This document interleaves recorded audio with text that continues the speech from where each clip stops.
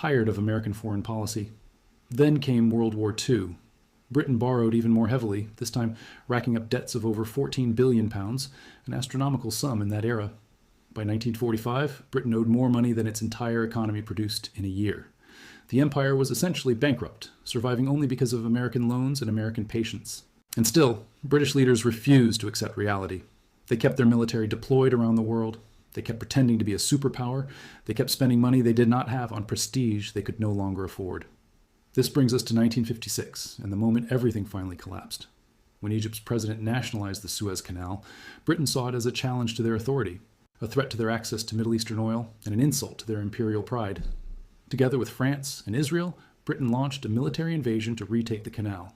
The military operation was actually succeeding. British forces were advancing. Egyptian resistance was crumbling. But Britain had forgotten something crucial.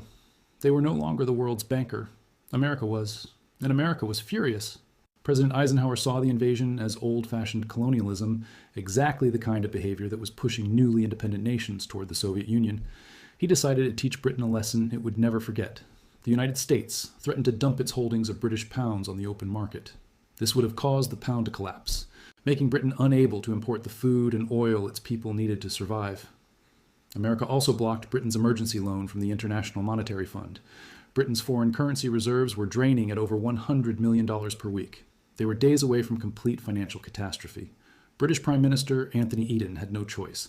He ordered a ceasefire and a complete withdrawal from Egypt. In exchange, America allowed Britain to receive its IMF loan. The empire had been brought to heel by its own creditor. The Suez Crisis lasted just 11 days, but those 11 days revealed what had been true for decades. Britain was not a superpower anymore. Britain was a debtor nation that had been living on borrowed time and borrowed money. The moment its creditors decided to call in the debt, the whole illusion collapsed. Now let me tell you why this story should terrify every American. The United States today is following the exact same playbook that destroyed Britain. Not similar, not comparable, exact. Britain's debt to GDP ratio after World War II was over 200%. America's debt to GDP ratio right now is approaching 120% and climbing rapidly. We added over $2 trillion to our national debt just this year alone. We are borrowing $7 billion every single day just to keep the government running. Britain lost its reserve currency status, partly because it kept spending on a global military presence it could no longer afford. America currently spends more on its military than the next 9 countries combined. We have over 750 military bases in more than 80 countries. We are policing the world with a credit card. Britain maintained the illusion of power by forcing colonies to use the pound. America maintains the illusion of power by forcing oil to be sold in dollars. But that system is cracking. China and Russia now conduct most of their trade in their own currencies. The BRICS nations are actively building alternative payment systems. Even traditional American allies are starting to hedge their bets. Britain refused to accept its diminished status and kept acting like the dominant power, even when the numbers told a different story. America still acts as if it is 1995, as if we produce everything the world needs, as if there is no alternative to the dollar, as if our military can solve every problem. That arrogance cost Britain everything. It is about to cost America the same. But here is the part that really keeps me up at night.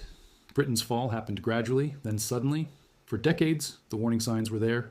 The debt accumulation, the industrial decline, the overextended military.